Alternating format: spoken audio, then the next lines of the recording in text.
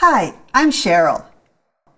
In this problem, we're going to be using an iterated integral to find the area of the region bounded by y equals 9 minus x squared and y equals 0. Now, the first thing I want to do is decide whether I want to orient this as vertically simple or horizontally simple. And as I look at my particular curve, it looks to me like a vertical orientation would be the way to go here. So I'm going to look at my representative element. This indicates to me that when I do my iterated integral, that I'm going to have it as a dy dx. So we'll begin by saying that the area equals the integral,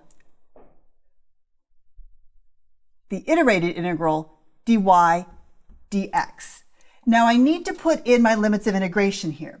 So again, since I'm integrating with respect to y, first of all, I'll be going from 0 up to the top of that rectangle. So I'll begin with 0, and this is a vertical distance, so that's y. But remember, I would like this to be a function of x. I know that y is the same thing as 9 minus x squared. So my upper limit is 9 minus x squared. Once I have that entire representative element constructed, I need to move from the left to the right. So I'll be moving from minus 3 to positive 3. So on my outside limits of integration, I'll go from minus 3 to positive 3. Okay, so I'm ready to integrate. Now the only thing I'm going to notice here is that if you take a look at your picture, if I just get the area from 0 to 3, I can double that answer and get the whole area. That's probably going to make my calculation a little bit easier. So I'm going to take a step and rewrite this as twice the iterated integral from 0 to 3, and then 0 to 9 minus x squared dy dx. Okay, now that that simplification is done, remember what I'm going to be doing. I'm going to work on the inside integral first. Okay, so doing that, I'm going to have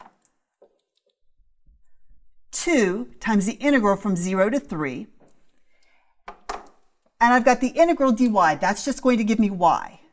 And I'll evaluate that from 0 to 9 minus x squared. And then I still have my dx. Okay, so that leaves me with 2 times the integral from 0 to 3. Plugging in my upper limit of integration, I'm going to have 9 minus x squared. Plugging in my lower limit of integration, I'll have 0. So I need to subtract 0, which doesn't change anything, dx. Now notice that I have a function with respect to x. So I have 2. The integral of this will be 9x minus x cubed all over 3.